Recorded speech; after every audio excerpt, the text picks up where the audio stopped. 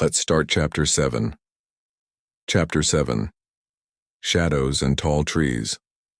The pig run kept close to the jumble of rocks that lay down by the water on the other side, and Ralph was content to follow Jack along it. If you could shut your ears to the slow suck down of the sea and boil of the return, if you could forget how dun and unvisited were the ferny coverts on either side, then there was a chance that you might put the beast out of mind and dream for a while. The sun had swung over the vertical, and the afternoon heat was closing in on the island.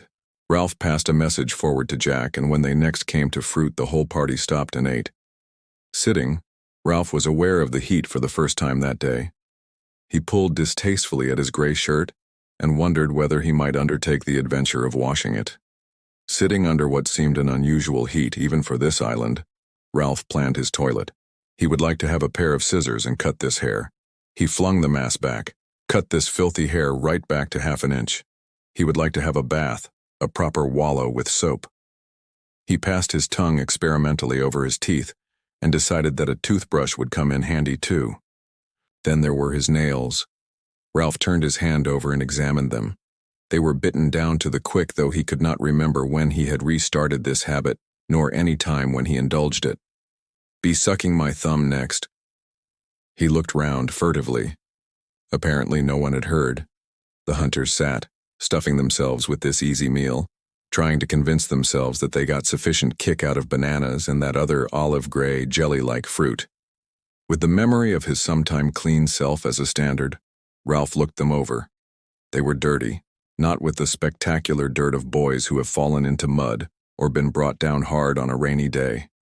Not one of them was an obvious subject for a shower, and yet hair, much too long, tangled here and there, knotted round a dead leaf or a twig. Faces cleaned fairly well by the process of eating and sweating, but marked in the less accessible angles with a kind of shadow. Clothes, worn away, stiff like his own with sweat, put on, not for decorum or comfort, but out of custom. The skin of the body, scurfy with brine. He discovered with a little fall of the heart that these were the conditions he took as normal now, and that he did not mind. He sighed and pushed away the stalk from which he had stripped the fruit. Already the hunters were stealing away to do their business in the woods or down by the rocks. He turned and looked out to sea. Here, on the other side of the island, the view was utterly different. The filmy enchantments of mirage could not endure the cold ocean water, and the horizon was hard, clipped blue. Ralph wandered down to the rocks. Down here, almost on a level with the sea, you could follow with your eye the ceaseless bulging passage of the deep sea waves. They were miles wide, apparently not breakers or the banked ridges of shallow water. They traveled the length of the island with an air of disregarding it and being set on other business. They were less a progress than a momentous rise and fall of the whole ocean. Now the sea would suck down, making cascades and waterfalls of retreating water, would sink past the rocks and plaster down the seaweed like shining hair. Then, pausing, gather and rise with a roar, irresistibly swelling over point and outcrop, climbing the little cliff, sending at last an arm of surf up a gully to end a yard or so from him in fingers of spray. Wave after wave, Ralph followed the rise and fall until something of the remoteness of the sea numbed his brain. Then gradually the almost infinite size of this water forced itself on his attention. This was the divider, the barrier. On the other side of the island, swathed at midday with mirage defended by the shield of the quiet lagoon, one might dream of rescue, but here, faced by the brute obtuseness of the ocean, the miles of division, one was clamped down, one was helpless, one was condemned, one was... Simon was speaking almost in his ear. Ralph found that he had rock painfully gripped in both hands, found his body arched, the muscles of his neck stiff, his mouth strained open. "You'll get back to where you came from." Simon nodded as he spoke. He was kneeling on one knee, looking down from a higher rock which he held with both hands. His other leg stretched down to Ralph's level.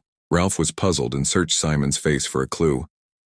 "It's so big, I mean," Simon nodded. "All the same. You'll get back all right.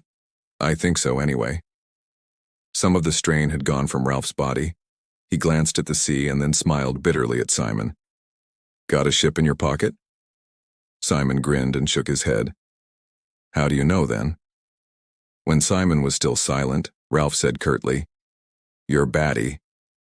Simon shook his head violently till the coarse black hair flew backwards and forwards across his face. "No, I'm not. I just think you'll get back all right." For a moment nothing more was said, and then they suddenly smiled at each other. Roger called from the coverts, "Come and see." The ground was turned over near the pig run, and there were droppings that steamed. Jack bent down to them as though he loved them. "Ralph, we need meat even if we are hunting the other thing." "If you mean going the right way, we'll hunt." They set off again. The hunters bunched a little by fear of the mentioned beast while Jack quested ahead. They went more slowly than Ralph had bargained for, yet in a way, he was glad to loiter, cradling his spear. Jack came up against some emergency of his craft, and soon the procession stopped. Ralph leaned against a tree, and at once the daydreams came swarming up. Jack was in charge of the hunt, and there would be time to get to the mountain.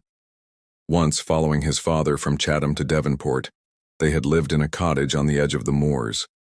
In the succession of houses that Ralph had known, this one stood out with particular clarity because after that house he had been sent away to school. Mummy had still been with them, and Daddy had come home every day. Wild ponies came to the stone wall at the bottom of the garden, and it had snowed. Just behind the cottage there was a sort of shed, and you could lie up there watching the flakes swirl past. You could see the damp spot where each flake died. Then you could mark the first flake that lay down without melting and watch the whole ground turn white. You could go indoors when you were cold and look out of the window, past the bright copper kettle and the plate with the little blue men. When you went to bed, there was a bowl of cornflakes with sugar and cream. And the books, they stood on the shelf by the bed, leaning together with always 2 or 3 laid flat on top, because he had not bothered to put them back properly. They were dog-eared and scratched. There was the bright, shining one about Topsy and Mopsy that he never read because it was about 2 girls. There was the one about the magician, which you read with a kind of tied-down terror, skipping page 27 with the awful picture of the spider. There was a book about people who had dug things up, Egyptian things. There was the boys' book of trains, the boys' book of ships. Vividly they came before him. He could have reached up and touched them, could feel the weight and slow slide with which the mammoth book for boys would come out and slither down. Everything was all right. Everything was good-humored and friendly. The bushes crashed ahead of them. Boys flung themselves wildly from the pig track and scrabbled in the creepers, screaming. Ralph saw Jack nudged aside and fall. Then there was a creature bounding along the pig track toward him, with tusks gleaming and an intimidating grunt. Ralph found he was able to measure the distance coldly and take aim. With the boar only 5 yards away, he flung the foolish wooden stick that he carried, saw it hit the great snout and hang there for a moment. The boar's note changed to a squeal, and it swerved aside into the covert. The pig run filled with shouting boys again. Jack came running back and poked about in the undergrowth. "Through here." "But he'd do us." "Through here," I said. The boar was floundering away from them. They found another pig run parallel to the first, and Jack raced away. Ralph was full of fright and apprehension and pride. "I hit him. The spear stuck in." Now they came, unexpectedly, to an open space by the sea. Jack cast about on the bare rock and looked anxious. "He's gone." "I hit him," said Ralph again, "and the spear stuck in a bit." He felt the need of witnesses. "Didn't you see me?" Maurice nodded. "I saw you, right bang on his snout. We." Ralph talked on, excitedly. "I hit him all right. The spear stuck in. I wounded him." He sunned himself in their new respect and felt that hunting was good after all. "I walloped him properly. That was the beast, I think." Jack came back. "That wasn't the beast. That was a boar." "I hit him." "Why didn't you grab him?" "I tried." Ralph's voice ran up. "But a boar." Jack flushed suddenly. "You said he'd do us. What did you want to throw for? Why didn't you wait?" He held out his arm. "Look." He turned his left forearm for them all to see. On the outside was a rip. Not much, but bloody. He did that with his tusks. I couldn't get my spear down in time. Attention focused on Jack. "That's a wound," said Simon, "and you ought to suck it, like Berengaria." Jack sucked. "I hit him," said Ralph indignantly. "I hit him with my spear. I wounded him." He tried for their attention. He was coming along the path. "I threw like that," Robert snarled at him. Ralph entered into the play and everybody laughed. Presently they were all jabbing at Robert, who made mock rushes. Jack shouted, "Make a ring!" The circle moved in and round. Robert squealed in mock terror, then in real pain. "Ow! Stop it! You're hurting!" The butt end of a spear fell on his back as he blundered among them. "Hold him!" They got his arms and legs. Ralph, carried away by a sudden thick excitement, grabbed Eric's spear and jabbed at Robert with it. "Kill him! Kill him!" All at once, Robert was screaming and struggling with the strength of frenzy. Jack had him by the hair and was brandishing his knife. Behind him was Roger, fighting to get close. The chant rose ritually, as at the last moment of a dance or a hunt. "Kill the pig! Cut his throat! Kill the pig! Bash him in!" Ralph, too, was fighting to get near, to get a handful of that brown, vulnerable flesh. The desire to squeeze and hurt was overmastering. Jack's arm came down, the heaving circle cheered and made pig-dying noises. Then they lay quiet, panting, listening to Robert's frightened snivels. He wiped his face with a dirty arm and made an effort to retrieve his status. "Oh, my bum," he rubbed his rump ruefully. Jack rolled over. "That was a good game." "Just a game," said Ralph uneasily. "I got jolly badly hurt at rugger once." "We ought to have a drum," said Maurice. "Then we could do it properly." Ralph looked at him. "How properly?" "I don't know. You want a fire, I think, and a drum, and you keep time to the drum." "You want a pig," said Roger, "like a real hunt." "Or someone to pretend," said Jack. "You could get someone to dress up as a pig and then he could act, pretend to knock me over and all that." "You want a real pig," said Robert, still caressing his rump, "because you've got to kill him." "Use a little un," said Jack, and everybody laughed. Ralph sat up. "Well, we shan't find what we're looking for at this rate." One by one they stood up, twitching rags into place. Ralph looked at Jack. "Now for the mountain." "Shouldn't we go back to Piggy?" said Maurice, "before dark?" The twins nodded like one boy. "Yes, that's right. Let's go up there in the morning." Ralph looked out and saw the sea. "We've got to start the fire again." "You haven't got Piggy's specs," said Jack, "so you can't." "Then we'll find out if the mountain's clear." Maurice spoke, hesitating, not wanting to seem a funk. "Supposing the beast's up there?" Jack brandished his spear. "We'll kill it." The sun seemed a little cooler. He slashed with the spear. "What are we waiting for?" "I suppose," said Ralph, "if we keep on by the sea this way, we'll come out below the burnt bit, and then we can climb the mountain." Once more Jack led them along by the suck and heave of the blinding sea. Once more Ralph dreamed, letting his skillful feet deal with the difficulties of the path. Yet here his feet seemed less skillful than before. For most of the way they were forced right down to the bare rock by the water, and had to edge along between that and the dark luxuriance of the forest. There were little cliffs to be scaled, some to be used as paths, lengthy traverses where one used hands as well as feet.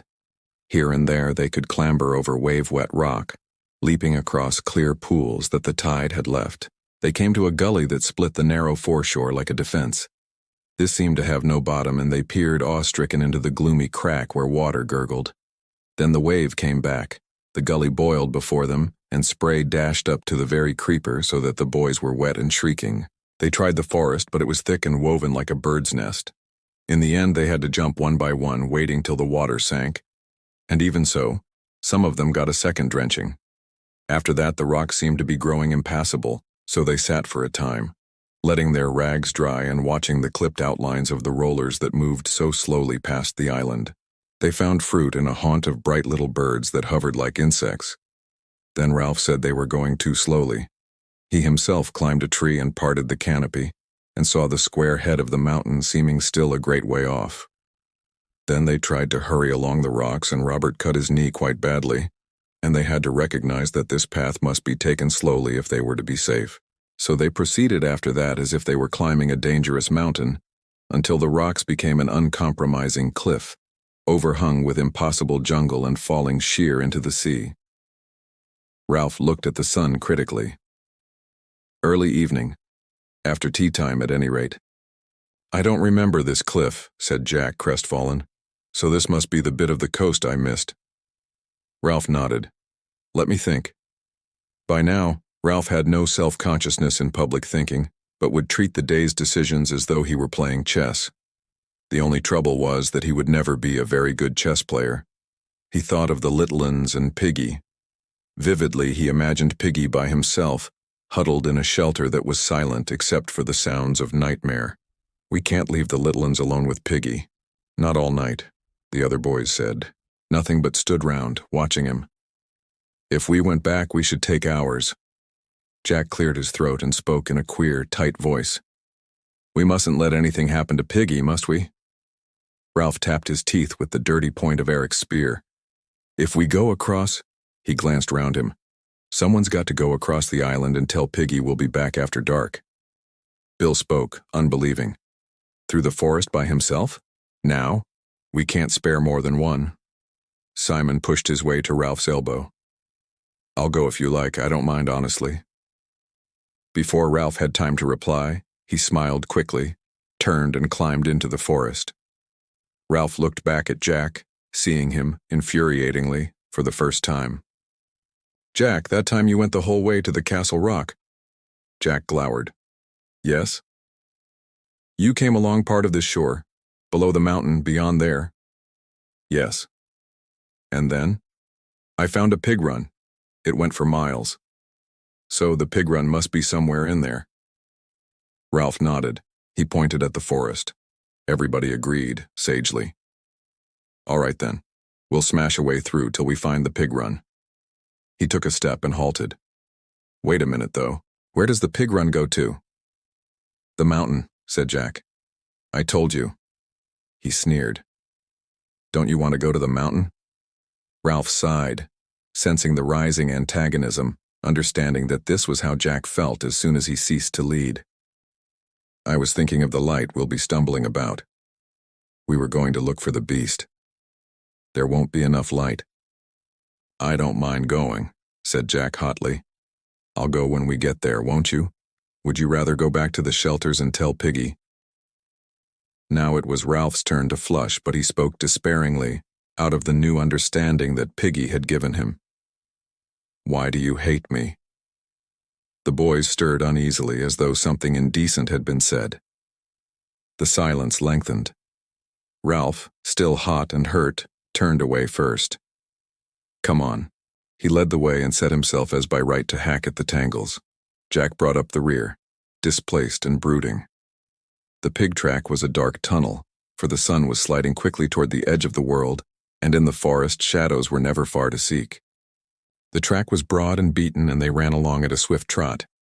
Then the roof of leaves broke up and they halted, breathing quickly, looking at the few stars that pricked round the head of the mountain. "There you are." The boys peered at each other doubtfully. Ralph made a decision. "We'll go straight across to the platform and climb tomorrow." They murmured agreement, but Jack was standing by his shoulder. "If you're frightened, of course." Ralph turned on him. "Who went first on the Castle Rock?" "I went too. And that was daylight." "All right. Who wants to climb the mountain now?" Silence was the only answer. "Samnerick? What about you?" "We ought to go and tell Piggy." "Yes, tell Piggy that." But Simon went. "We ought to tell Piggy in case—" "Robert, Bill?" They were going straight back to the platform now. Not, of course, that they were afraid, but tired. Ralph turned back to Jack. "You see? I'm going up the mountain." The words came from Jack viciously as though they were a curse. He looked at Ralph, his thin body tensed, his spear held as if he threatened him. "I'm going up the mountain to look for the beast. Now." Then the supreme sting, the casual, bitter word. "Coming?" At that word, the other boys forgot their urge to be gone and turned back to sample this fresh rub of two spirits in the dark. The word was too good, too bitter, too successfully daunting to be repeated. It took Ralph at low water when his nerve was relaxed for the return to the shelter and the still friendly waters of the lagoon. "I don't mind." Astonished, he heard his voice come out, cool and casual, so that the bitterness of Jack's taunt fell powerless. "If you don't mind, of course." "Oh, not at all." Jack took a step. "Well then." Side by side, watched by silent boys, the two started up the mountain. Ralph stopped. "We're silly. Why should only two go? If we find anything, two won't be enough." There came the sound of boys scuttling away. Astonishingly, a dark figure moved against the tide. "Roger?" "Yes." "That's three, then." Once more they set out to climb the slope of the mountain. The darkness seemed to flow round them like a tide. Jack, who had said nothing, began to choke and cough, and a gust of wind set all three spluttering. Ralph's eyes were blinded with tears. "Ashes. We're on the edge of the burnt patch." Their footsteps and the occasional breeze were stirring up small devils of dust. Now that they stopped again, Ralph had time while he coughed to remember how silly they were. If there was no beast, and almost certainly there was no beast in that case, well and good. But if there was something waiting on top of the mountain, what was the use of three of them, handicapped by the darkness and carrying only sticks? "We're being fools." Out of the darkness came the answer. "Windy?" Irritably, Ralph shook himself. This was all Jack's fault. "Course I am. But we're still being fools." "If you don't want to go on," said the voice sarcastically, "I'll go up by myself." Ralph heard the mockery and hated Jack. The sting of ashes in his eyes, tiredness, fear enraged him. "Go on then, we'll wait here." There was silence. "Why don't you go? Are you frightened?" A stain in the darkness, a stain that was Jack, detached itself and began to draw away. "All right. So long." The stain vanished. Another took its place. Ralph felt his knee against something hard and rocked a charred trunk that was edgy to the touch. He felt the sharp cinders that had been bark push against the back of his knee and knew that Roger had sat down. He felt with his hands and lowered himself beside Roger, while the trunk rocked among invisible ashes. Roger, uncommunicative by nature, said nothing. He offered no opinion on the beast, nor told Ralph why he had chosen to come on this mad expedition. He simply sat and rocked the trunk gently. Ralph noticed a rapid and infuriating tapping noise and realized that Roger was banging his silly wooden stick against something. So they sat, the rocking, tapping, impervious Roger and Ralph fuming. Round them the close sky was loaded with stars, save where the mountain punched up a hole of blackness. There was a slithering noise high above them, the sound of someone taking giant and dangerous strides on rock or ash. Then Jack found them, and was shivering and croaking in a voice they could just recognize as his. "I saw a thing on top." They heard him blunder against the trunk, which rocked violently. He lay silent for a moment, then muttered, "Keep a good lookout. It may be following." A shower of ash pattered round them. Jack sat up. "I saw a thing bulge on the mountain." "You only imagined it," said Ralph shakily, "because nothing would bulge, not any sort of creature." Roger spoke. They jumped, for they had forgotten him. "A frog." Jack giggled and shuddered. "Some frog." There was a noise, too. A kind of plop noise. Then the thing bulged. Ralph surprised himself, not so much by the quality of his voice, which was even, but by the bravado of its intention. "We'll go and look." For the first time since he had first known Jack, Ralph could feel him hesitate. "Now?" His voice spoke for him. "Of course." He got off the trunk and led the way across the clinking cinders up into the dark, and the others followed. Now that his physical voice was silent, the inner voice of reason, and other voices too, made themselves heard. Piggy was calling him a kid. Another voice told him not to be a fool, and the darkness and desperate enterprise gave the night a kind of dentist's chair unreality. As they came to the last slope, Jack and Roger drew near, changed from the ink stains to distinguishable figures. By common consent, they stopped and crouched together. Behind them, on the horizon, was a patch of lighter sky, where in a moment the moon would rise. The wind roared once in the forest and pushed their rags against them. Ralph stirred. "Come on." They crept forward, Roger lagging a little. Jack and Ralph turned the shoulder of the mountain together. The glittering lengths of the lagoon lay below them, and beyond that a long white smudge that was the reef. Roger joined them. Jack whispered, "Let's creep forward on hands and knees. Maybe it's asleep." Roger and Ralph moved on, this time leaving Jack in the rear, for all his brave words. They came to the flat top where the rock was hard to hands and knees, a creature that bulged. Ralph put his hand in the cold, soft ashes of the fire and smothered a cry. His hand and shoulder were twitching from the unlooked-for contact. Green lights of nausea appeared for a moment and ate into the darkness.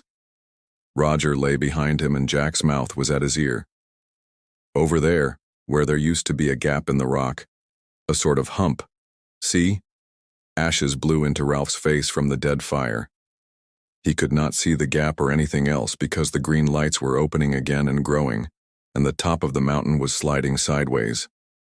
Once more, from a distance, he heard Jack's whisper. Scared? Not scared so much as paralyzed, hung up there immovable on the top of a diminishing, moving mountain. Jack slid away from him. Roger bumped, fumbled with a hiss of breath, and passed onwards. He heard them whispering. "Can you see anything?" There, in front of them, only 3 or 4 yards away, was a rock-like hump where no rock should be. Ralph could hear a tiny chattering noise coming from somewhere, perhaps from his own mouth. He bound himself together with his will, fused his fear and loathing into a hatred, and stood up. He took 2 leaden steps forward. Behind them, the silver of moon had drawn clear of the horizon. Before them, something like a great ape was sitting asleep with its head between its knees. Then the wind roared in the forest.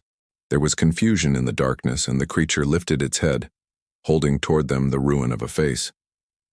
Ralph found himself taking giant strides among the ashes, heard other creatures crying out and leaping, and dared the impossible on the dark slope. Presently the mountain was deserted save for the 3 abandoned sticks and the thing that bowed. That is the end of Chapter 7. We'll meet in Chapter 8.